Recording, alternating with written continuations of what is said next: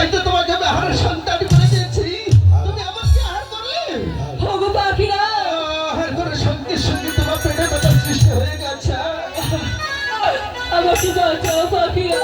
আরে মাখিনি, তুমি এমন করতে পারো না মাখিনি, তোমার কিচ্ছু হবে না মাখিনি। আমাকে বাঁচাও।